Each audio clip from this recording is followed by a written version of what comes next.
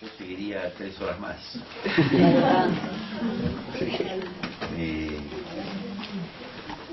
Falta verlo cara a cara, pero no es poco lo que tenemos hoy.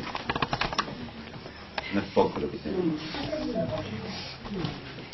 Estamos sentados con Cristo en lugares celestiales.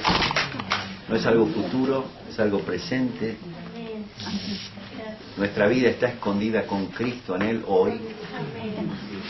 Somos peregrinos, no somos de acá. No pertenecemos a esta raza, no pertenecemos a esta tierra. Somos embajadores de otro reino. Somos participantes de su naturaleza divina. Estamos revestidos de Cristo. Tanto que ni los demonios nos conocen, porque ven a Cristo en nosotros. Tal es la obra de regeneración que hizo Cristo en nosotros, que los espíritus no nos conocen. No sé si saben eso.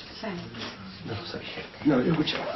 Los que habéis sido bautizados de Cristo estáis revestidos. Amén. De modo que si alguno está en Cristo, que es una criatura regenerada ya con las características de un ser nuevo, que es un ser espiritual. Por eso, cada vez que la Biblia dice así, vosotros,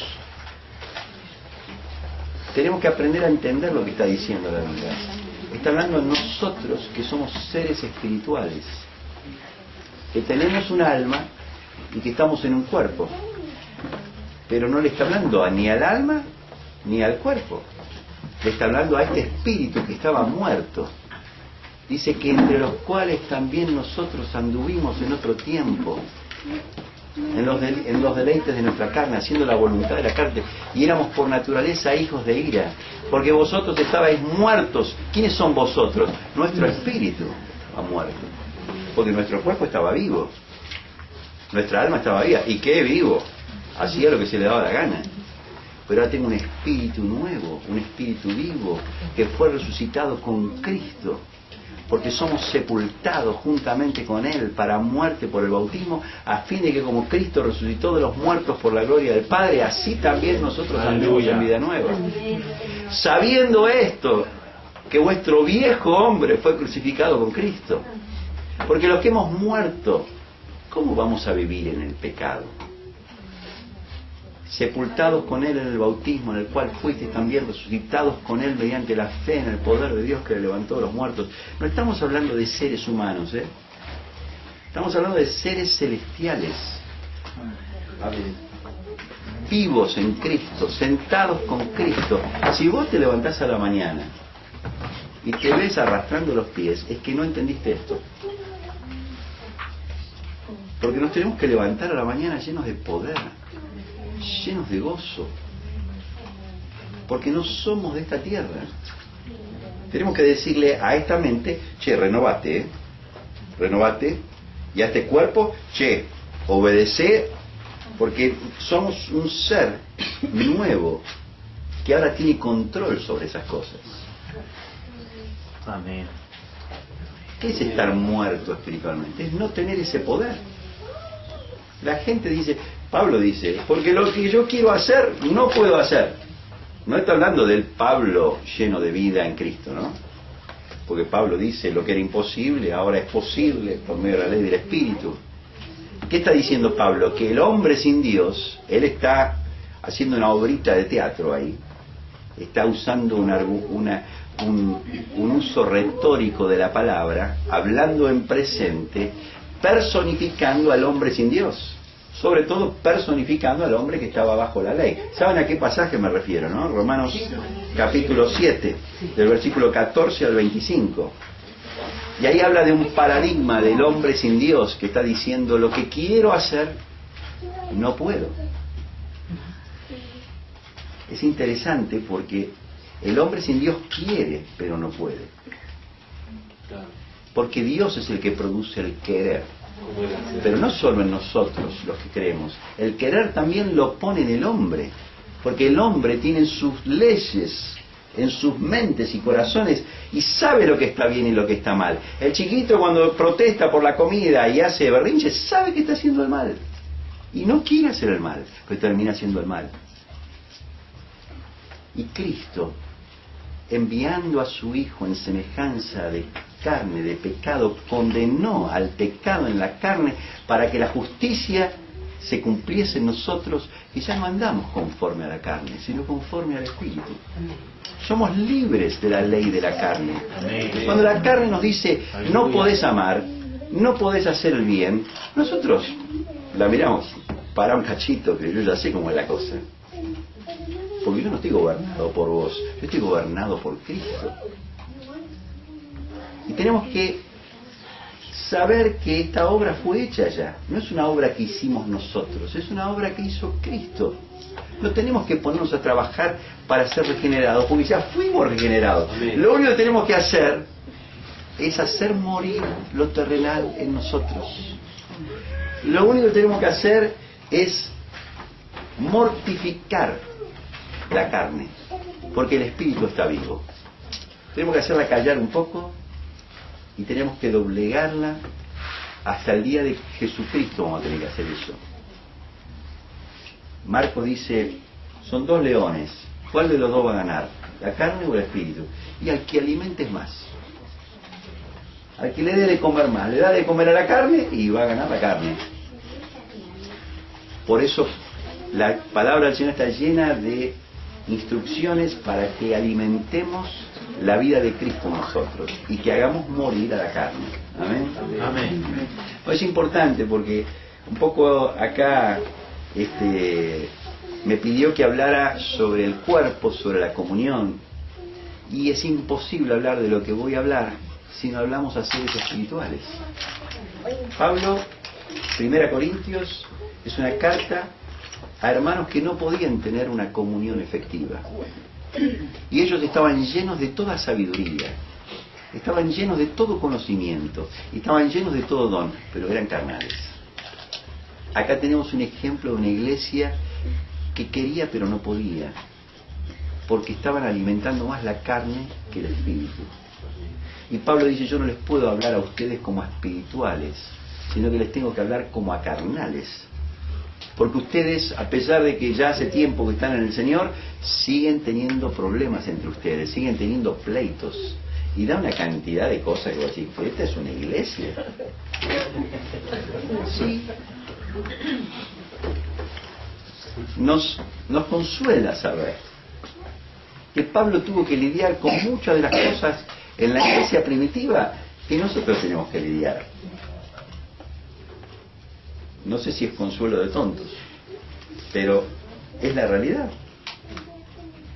Y qué bueno que Pablo, en su ministerio apostólico, el trabajo de un apóstol llevó a que pudiéramos ver 2 Corintios escrita. Y dice, qué celo produjo mi carta, qué pasión, qué amor, dice el 2 Corintios capítulo 7. Al final mis palabras, aunque fueron un poco duras, me alegro que se las dije, porque causaron en ustedes una tristeza que los llevó al arrepentimiento. Y Tito le da reportes a Pablo de cómo ahora los corintios aman y cómo los corintios se llevan bien. Es restaurado uno que había sido echado de la iglesia y él dice, déjenlo entrar, ya está, suficiente. Qué hermoso que es esto, ¿no? Porque Pablo no le importaba cuánto ellos sabían de la Biblia, ni cuántos dones tenían, le importaba esto, cuánto se amaban. Jesús, al joven rico, dice, yo de todos los mandamientos cumplo todos. Pero Jesús no estaba en el negocio de agarrar cualquier cosa. Cualquiera de nosotros agarraría a ese joven rico y lo pondría en primera fila de la iglesia. Pero Jesús no está en el negocio de agarrar gente que cumple una ley moral. Ustedes saben que la iglesia, a veces, en el mejor de los casos, persigue solamente cumplir con una ley moral, pero no la ley del amor. A veces nos gozamos que tenemos chicos que no se fueron al mundo. Está bien, pero aman. pero sirven a otros. Nosotros amamos, servimos a otros. Y la comunión es la columna quizá que contiene a todas las demás. Es la columna quizá más importante de todas. La única cosa que sostiene a esta columna es el amor. Es el amor. Entonces, yo quiero decir algunas cosas que son muy sencillas. Ustedes van a decir, pero esto es el ABC. Y sí, es el ABC. No son cosas muy difíciles las que tenemos que aprender. La primera cosa que quiero decir, vamos a leer. Un segundo.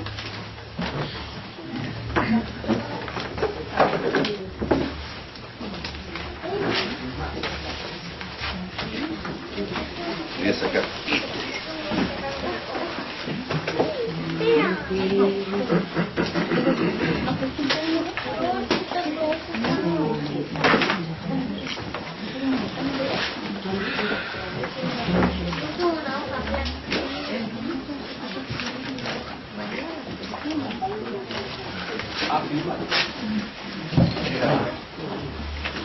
Mateo 10:40.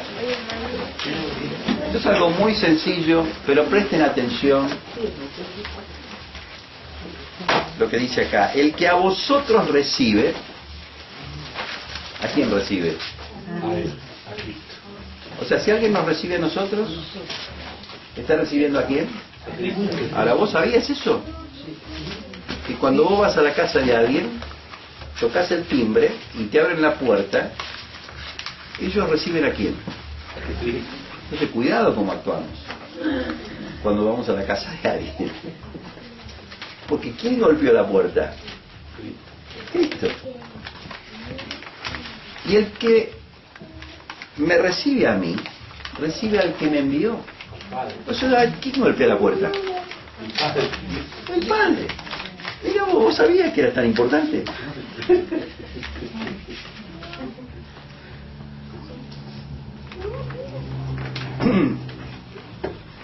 Vamos al 42. Ahora mira esto.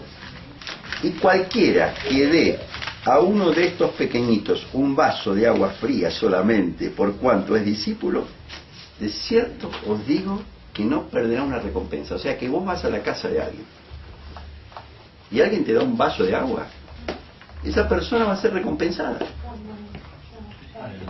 ¿Vos te das cuenta de lo que está diciendo acá?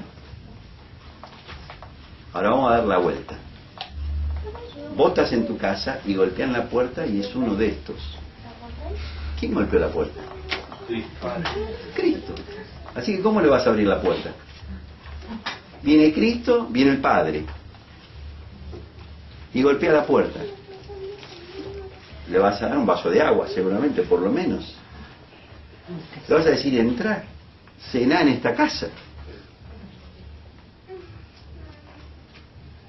Y este discernimiento es lo que Pablo dice, que el que toma sin discernir el cuerpo de Cristo, la cena del Señor, juicio come y juicio bebe para sí. Cuando yo tomo la cena del Señor sin entender que yo soy parte del cuerpo de Cristo y que Cristo vive en mi hermano y que el cuerpo está formado por miembros y cada miembro conforma parte de un cuerpo y que yo necesito a esos miembros y que yo también soy parte de ese cuerpo, y si yo soy ojo, no reniego de ser ojo, si soy pie, no reniego de ser pie, sino que me gozo en el lugar que Dios me dio y me gozo en el lugar que Dios le dio a los hermanos. Entonces tomo la cena con tranquilidad, porque el problema de Dios más grande es que tengamos ese discernimiento.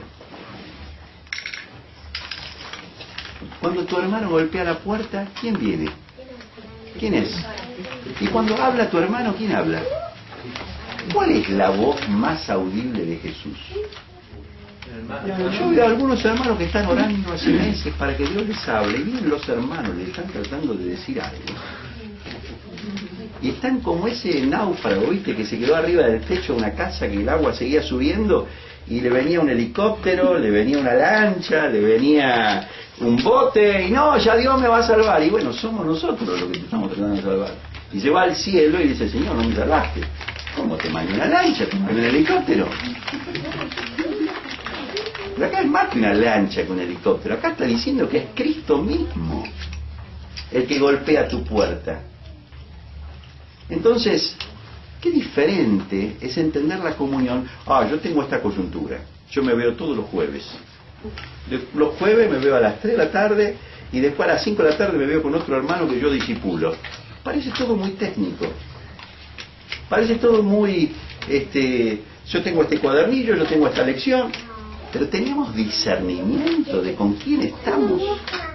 Tenemos entendimiento que estamos con Jesús.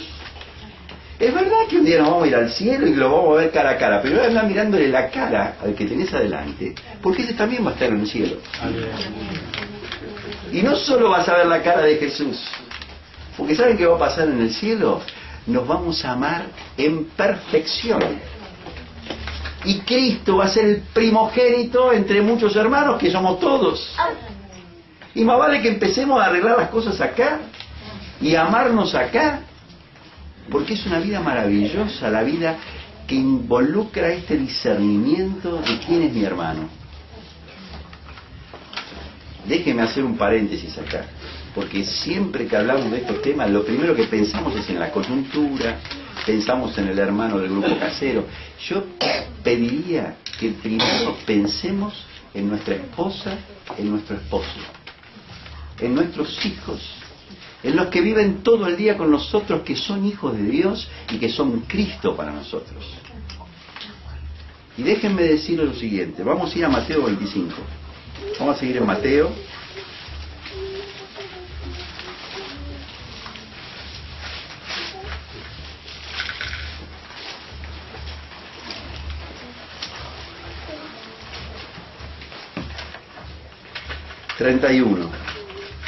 Cuando el Hijo del Hombre venga en su gloria y todos los santos ángeles con él, entonces se sentará en su trono de gloria y serán reunidas delante de él todas las naciones y apartará los unos de los otros como aparta el pastor las ovejas de los cabritos. ¿Qué estamos hablando acá?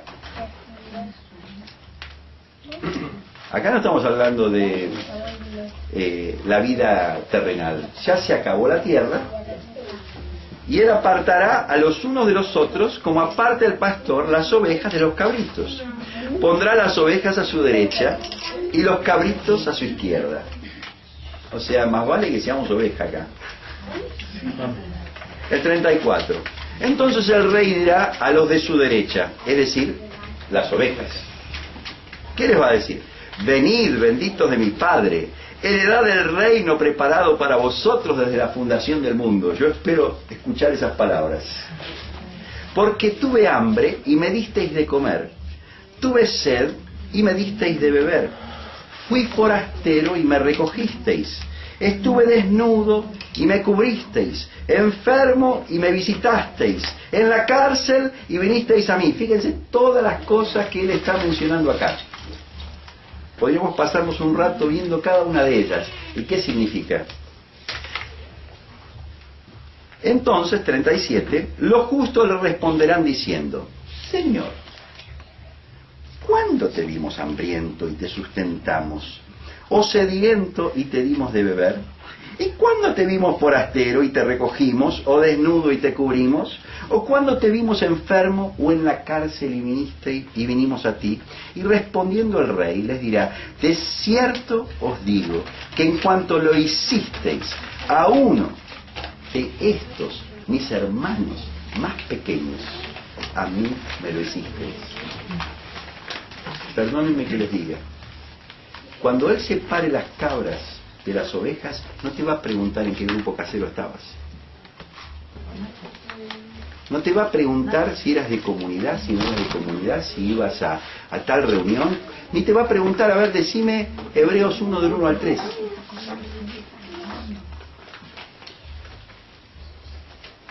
Te va a decir, tuve hambre y me diste de comer. ¿Y sabes qué vas a decir vos? ¿Cuándo tuviste hambre? Es decir, si miramos todo este juicio que hace Dios, te vas a dar cuenta que los dos grupos están sorprendidos.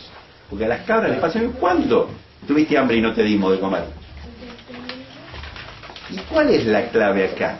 Si se lo hiciste a uno de mis hijos, a uno de mis hermanos más pequeños, me lo hiciste a mí. ¿Entienden este punto? Que Jesús vuelve con el mismo principio. Te dieron un vaso de agua y me lo dieron a mí. Te recibieron a vos, me recibieron a mí. Y acá está el Señor diciendo que el juicio final tiene que ver con la manera en que nos tratamos nosotros. No tiene que ver si fui todos los jueves a la reunión de 3 a 5 de coyuntura. Tiene que ver si yo le di de comer, si yo le di de beber.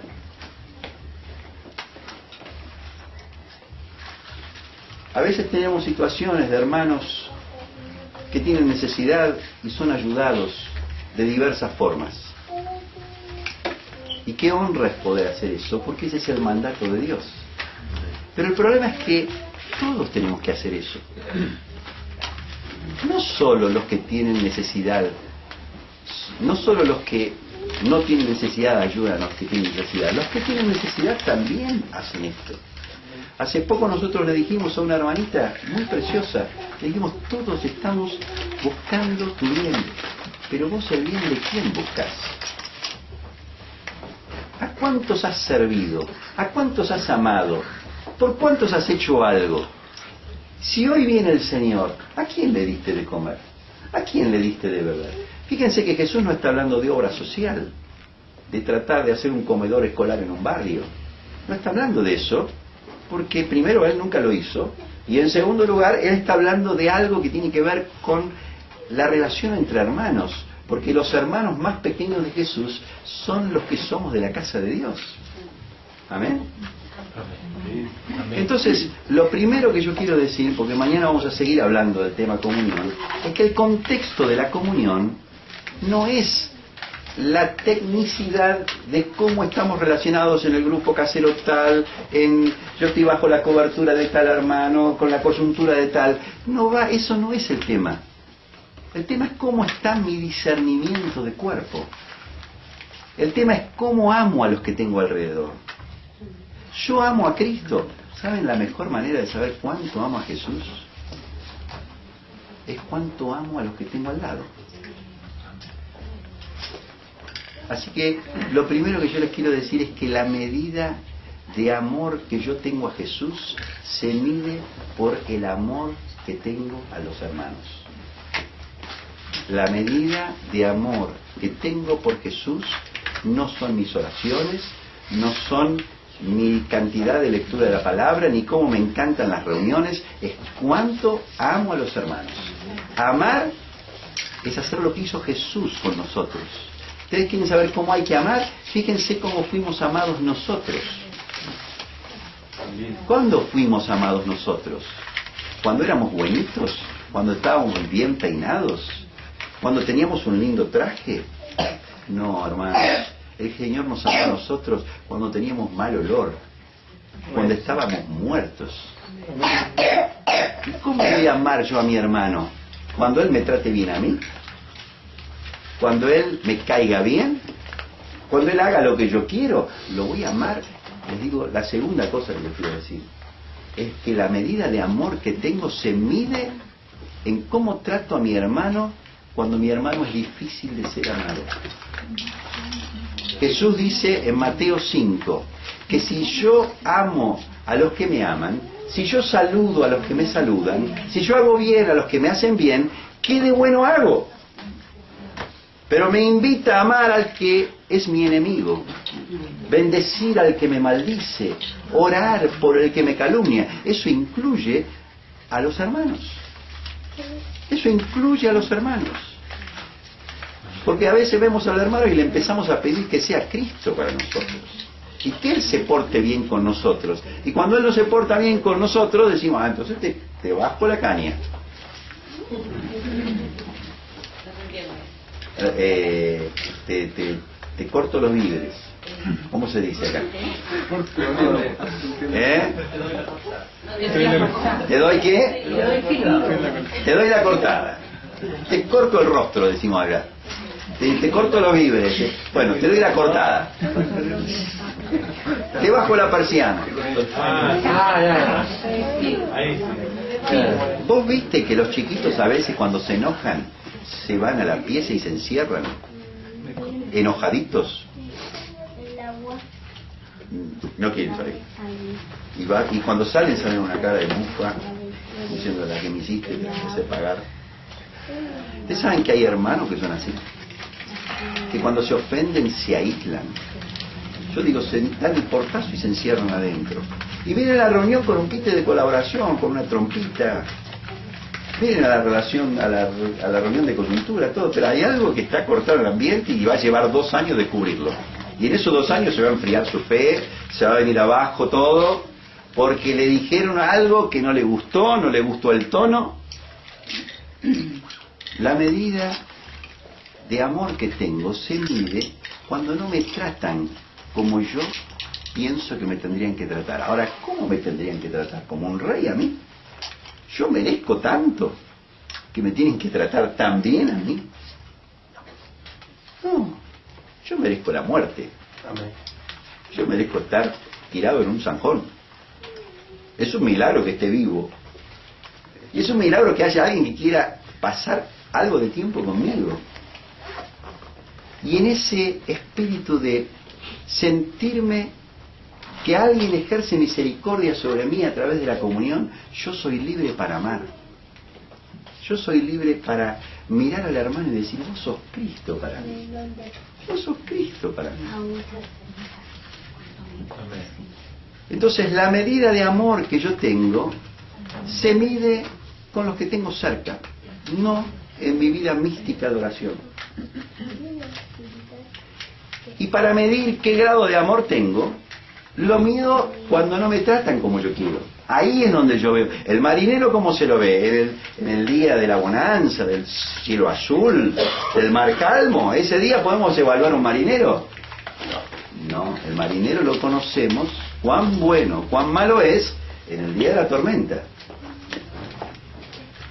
La medida nuestra de amor para los que estamos casados, más allá de la coyuntura, más allá de todo lo demás, es cuando nuestra esposa no nos dice las cosas como nosotros quisiéramos, no nos trata como quisiéramos, o hay algo que ella hace que es justo lo que a nosotros nos cae mal. Ahí se ve el pingo, decimos en castellano. Ahí se ve el caballo, si corre bien o no. Ahí se ve el marinero, cuando puede mirar con dulzura y decir, mi amor, ¿sabes cómo te quiero yo a vos? Eso es el reino de Dios, chicos. El reino de Dios, todo lo que leemos en la Biblia es para esto. No es para volvernos técnicos, conocedores de las Escrituras. Es para que aprendamos a amarnos los unos a los otros. La comunión es básicamente el ejercicio por medio del cual yo aprendo a amar. Por prueba y por error.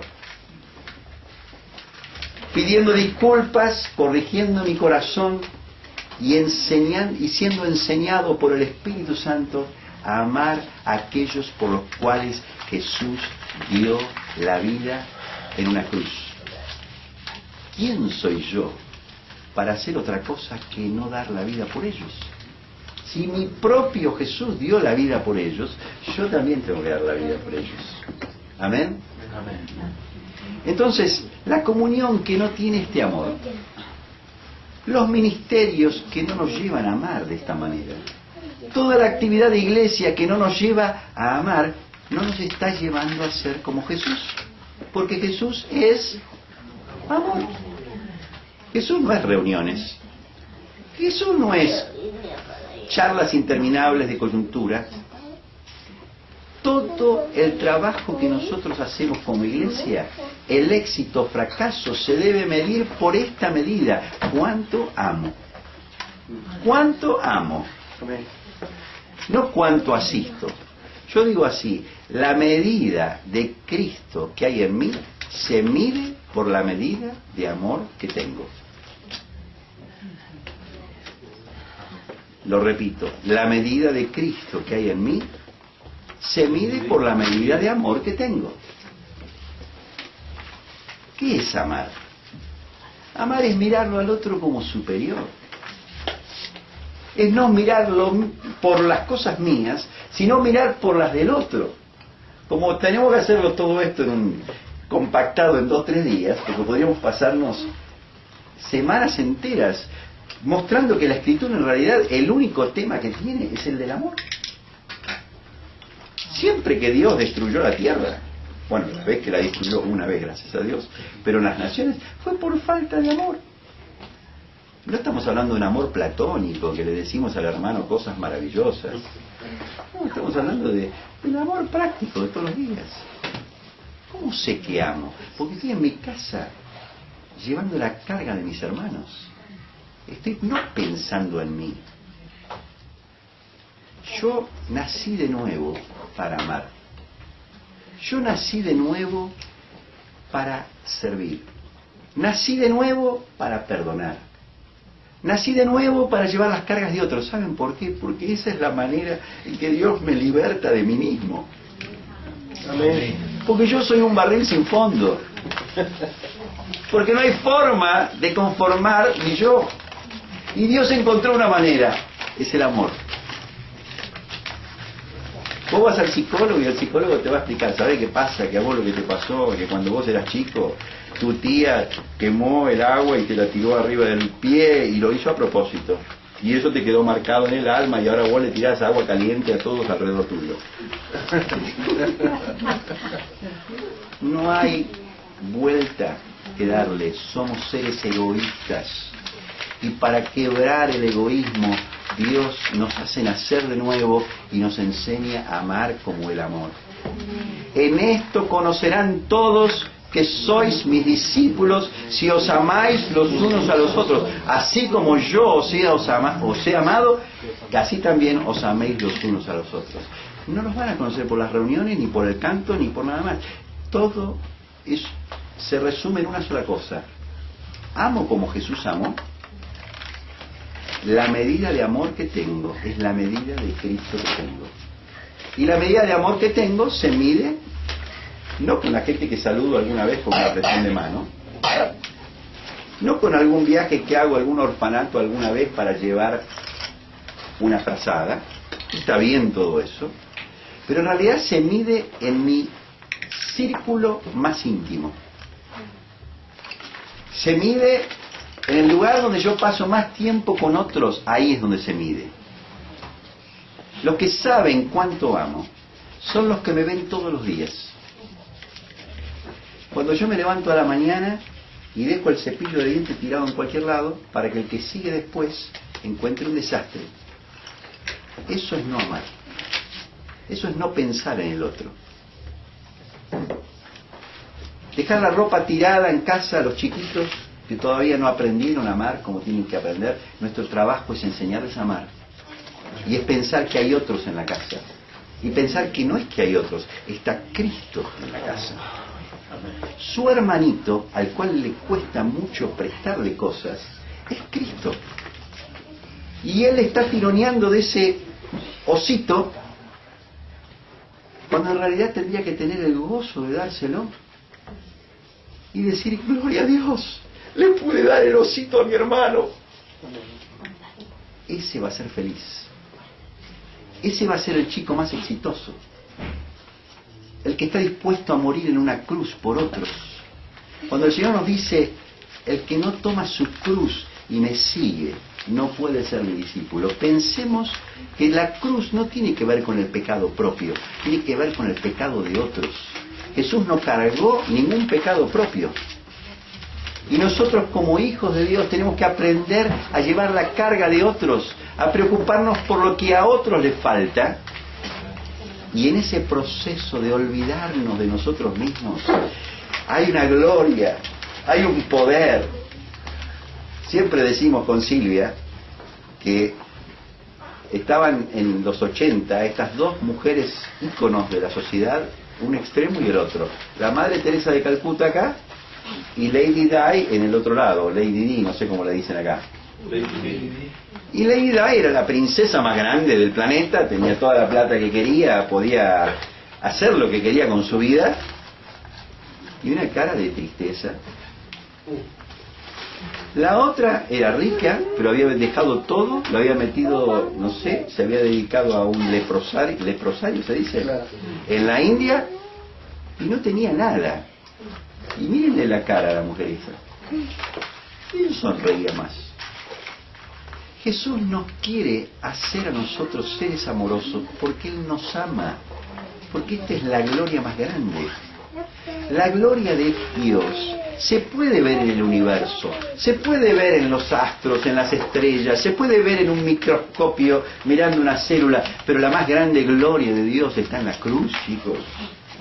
No está en lo creado, está en que el Dios Todopoderoso se hace hombre y después se hace siervo y después se hace un reo y toma nuestro lugar.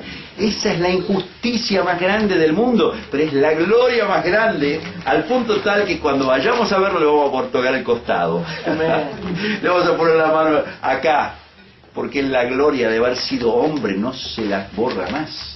Se volvió hombre para siempre, se volvió criatura para siempre y se volvió un ser crucificado pero resucitado. ¿Saben por qué no había acta de decretos contra él? No es porque no había hecho esto, no había hecho aquello.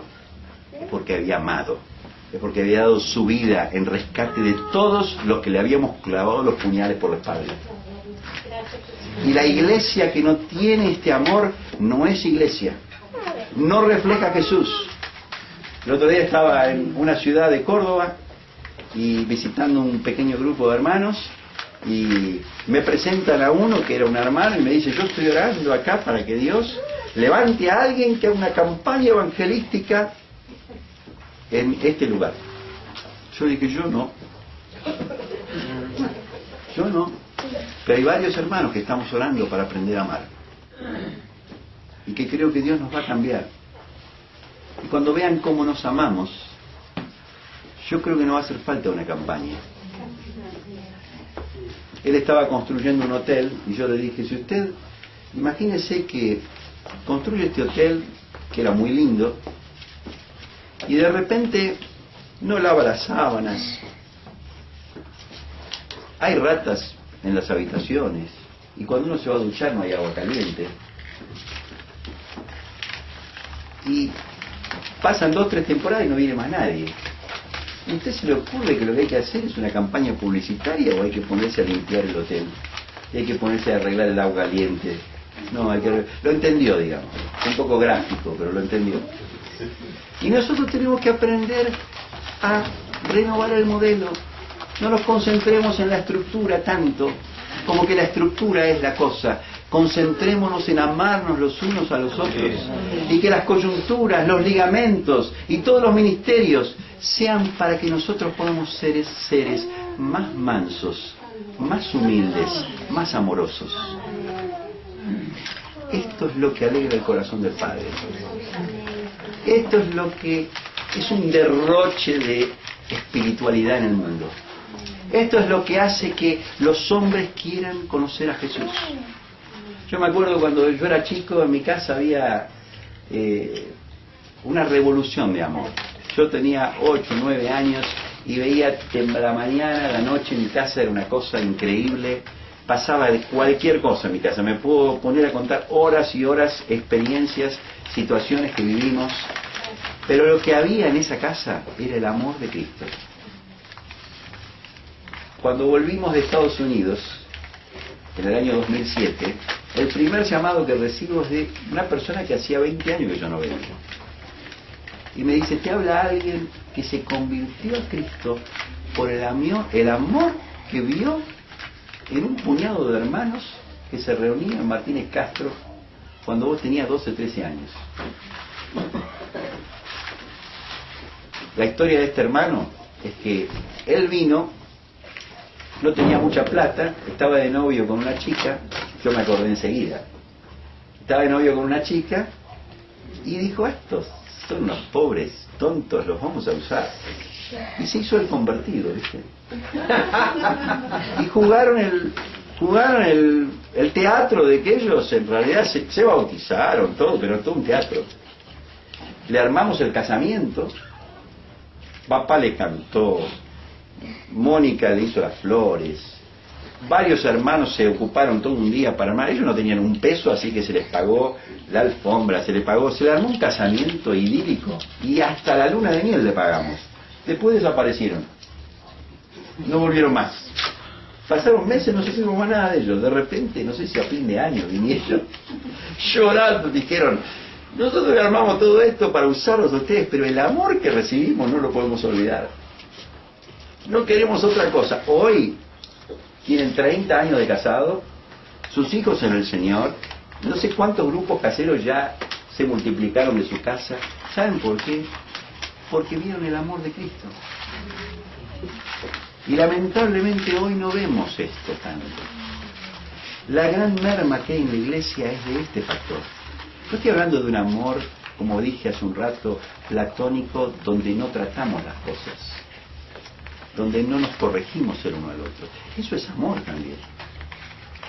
Que alguien vaya y corrija a un hermano, eso es amor. Eso es parte del amor. Así como cuando vos corregís a tu hijo que no se lavó las manos cuando vine a comer, es porque lo amás. No estoy hablando de algo donde todos sonreímos mágicamente. No, el amor a veces es duro. Hay que tratar cosas. A veces hay que poner el dedo en el enchufe por el hermano.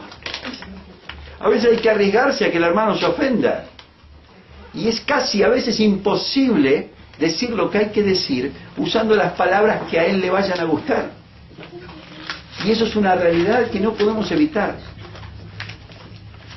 Pero es ahí donde la formación nuestra, cuando entendemos todos que así es el cuerpo de Cristo. El cuerpo de Cristo es un lugar de seres falibles. Estamos caminando hacia la estatura de Cristo, que déjenme que le diga, la estatura de Cristo es amar como Cristo.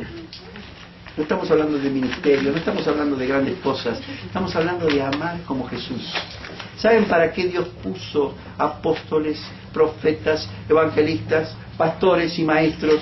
¿Para qué puso coyunturas? ¿Para qué puso grupos caseros, iglesias en las casas? Para que aprendamos a amar. Para eso. Y si no sirve para eso, no sirve para nada. Bajemos la persiana, como es, cortémosla, como es acá. Y vayamos a casa a hacer otra cosa más interesante. Porque estar hablando de una zanahoria que nunca vamos a alcanzar, la verdad que es una vida bastante desgraciada. Pero no es así. Nosotros somos criaturas nuevas. Somos regenerados por Cristo para amar. La gran diferencia entre un hijo de Dios y uno que no lo es que el hijo de Dios ama. ¿Saben por qué predicaba Jesús? No es porque había que predicar y era la columna de predicar. Es porque amaba a la multitud, tenía compasión por ella, la veía como oveja sin pastor y por eso predicaba. El amor era el motor de Jesús. No era, hay que fundar una iglesia, yo tengo 3 años para hacer esto. No, era, vamos a salvar el mundo, papá. Vamos a mostrarle al mundo lo que es tu voluntad, papá. Y yo los voy a amar como ellos se tienen que amar. Y cuando yo los ame, ellos me van a mirar a mí y finalmente lo van a entender. ¿Quién iba a pensar que íbamos a armar reuniones, templos, estructuras para decir lo que él dijo y no hacer lo que él hizo? Nos pasamos hablando sermones mágicos de esto y de aquello. Papá hablaba del club de pesca, donde todo el mundo se junta una vez por semana a hablar sobre la pesca. Y se habla de los anzuelos, de la mojarrita, del cosito, de la cucharita, de la mosca, de la esto, de la otro, de las cañas de fibra, de las cañas de no sé qué, y hay disertadores que vienen y explican, no, bueno, la trucha hay que pescarla con esta cucharita porque descubrimos que esta mosca con esta lombriz que no sé qué, y dice que de repente uno en el medio de la multitud escuchó a este que había venido de Alaska y que estaba explicando cómo se pescaba la trucha con la mosca y con la lombriz solitaria, qué sé yo. Y fue y se compró la misma caña, se compró la misma mosca y se fue, consiguió lombriz solitaria y se fue a un lago del sur y tiró y pescó una trucha así. Al otro domingo estaba ahí contándole a todo el mundo la trucha, estaba la foto, la había embalsamado, la tenía en un coso. Ese fue el último día que pescó, porque de ahí en más fue por todo el mundo a contarle a todo el mundo cómo él pescaba la trucha. Y así es la iglesia. Lo que tenemos que pescar, antes de salir a pescar inconversos, antes de salir a convencer a los de la otra cuadra o los del otro continente, tenemos que convencer a esa esposa que tenemos que amamos como Jesús. A ese esposo que tenemos que es medio cascarrabia, que se ofende medio rápido, Dios te pide que lo ames. Aunque fuera inconverso, te pide que lo ames. Y a los hijos, ¿qué le pide? Que honren a sus padres. Que es otra forma de amar. En el fondo, chicos, la vida es amar. Y ser cristianos es amar. Y no le demos más vuelta a la cosa. Es muy sencillo todo. Cuando te pegan en una mejilla, te pintan en la otra.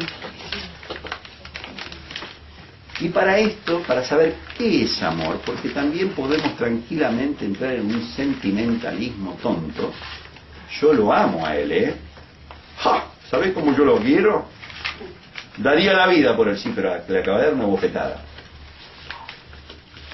Cristo dice, vestidos pues, como escogidos, Pablo, de Dios, santos y amados, de entrañable misericordia, de benignidad, de humildad, de mansedumbre, de paciencia, soportándoos unos a otros y perdonándoos unos a otros, si alguno tuviere queja contra otro, de la manera que Cristo os perdonó, así también hacedlo vosotros. Y sobre todas estas cosas, vestidos de amor, que es el vínculo perfecto. Y la paz de Dios. Como fruto de todo esto viene la paz. La paz viene como consecuencia de hacer la voluntad de Dios. ¿Cuál es la voluntad de Dios? Que ame. Fíjense, agarren Colosenses 3, no nos da el tiempo hoy, pero hay 3 listas ahí. No sé si ustedes las conocen. La primera lista es lo que hacíamos antes, cuando estábamos sin Dios. Haced morir pues lo terrenal en vosotros, fornicación, inmundicia, pasiones desordenadas, todas estas cosas. Esto era algunos de vosotros, pero gracias a Dios fueron libres y ya no... Esto lo hacíamos perdido, ya está prohibido eso. Pero hay una segunda lista de cosas que todavía nos tenemos que sacar de encima. Y empieza cuando dice, quítese de vosotros toda amargura, enojo, ira, gritería, maledicencia y toda malicia. Y sigue diciendo varias cosas que hay que sacarnos de encima. Y la tercera lista es lo que me tengo que poner. Vestidos como escogidos de Dios, santos y amados de entrañable misericordia. Esta es tercera lista. Es el objetivo nuestro. Que toda nuestra palabra sea con gracia, sazonada con sal. Eso es amar. Amar es tratar al otro como superior a mí mismo. Que haya un afecto fraternal, una capacidad de poder convivir, llevarnos bien. Chicos, todo esto que estoy diciendo, el primer lugar donde hay que vivirlo es en casa. Porque a veces amamos más a un hermano que a nuestra propia esposa, o amamos más a un vecino que a nuestros propios hijos. Cuidado, empezamos por casa. Nuestra casa es el mejor lugar donde tenemos que poner el termómetro del amor. Amén. Esto va a hacer que nuestras casas cambien, que tengamos discernimiento de cuerpo en nuestra casa, con los esposos, con los hijos, que aprendamos a entender que esa casa es de Dios. Así como si viene un hermano que está entrando a Jesús y vivimos en casa con hermanos, este es el hogar más hermoso que tiene que haber. Ahora, no quiere decir que no va a haber problemas, pero se tratan con amor, se tratan con dulzura, se tratan mirando al otro como superior a nosotros mismos. Amén. Ahora, cuando tengamos esta experiencia, que yo creo que es la de ustedes, yo los estoy animando, yo no estoy diciendo que ustedes no viven así. Estoy diciendo, no perdamos de vista esto. No perdamos de vista esto. Esta es la esencia de la vida cristiana. Amén. Amén. Y bueno, Dios dice la palabra que los primeros cristianos estaban juntos, unánimes, en el templo y por las casas, cada día compartiendo juntos, y el Señor añadía cada día a la iglesia los que habían de ser salvos. No hay que hacer mucho esfuerzo cuando hay este amor. Las moscas vienen por el dulce. Los perdidos van a venir acá por el amor. y Dios nos va a usar, amén.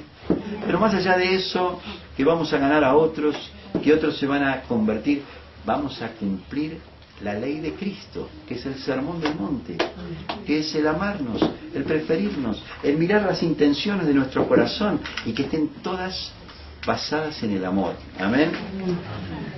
Esto, entienden que este no es un mensaje melodramático, meloromántico, hablando de cosas, ay hermano, qué lindo verte, no.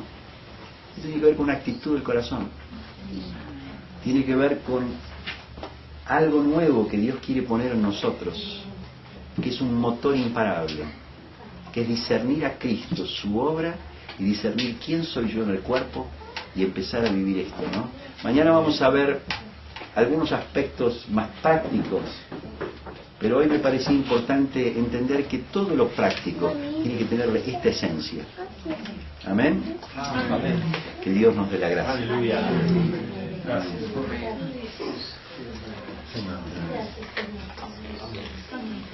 Podemos orar.